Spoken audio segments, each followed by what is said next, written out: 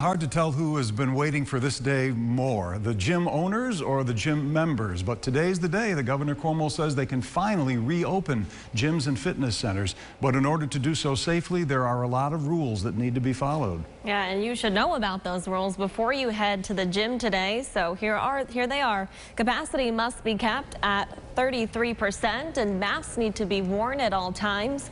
For those who can't wear a mask, the state recommends wearing a face shield. Now, you have to sign in and out for contact tracing, and everyone will go through a health screening. And before anyone steps onto the floor of these fitness centers, the gym owners need to get their businesses inspected.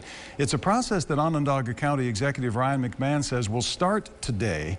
They need to attest to the health guidelines established by the state and then schedule that inspection either before or 2 weeks after they reopen their gym.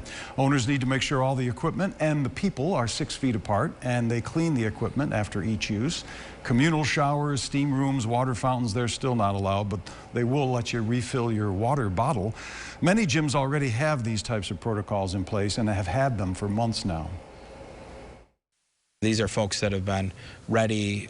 They put in CDC best practices when the CDC came up with these months ago, and they started investing in their business then. So for them, I'm very, very happy that this is happening. More importantly, they've been doing it in a safe way once they get open. That's why we've seen every step of the way when we've reopened the economy, the infection rate continues to go down.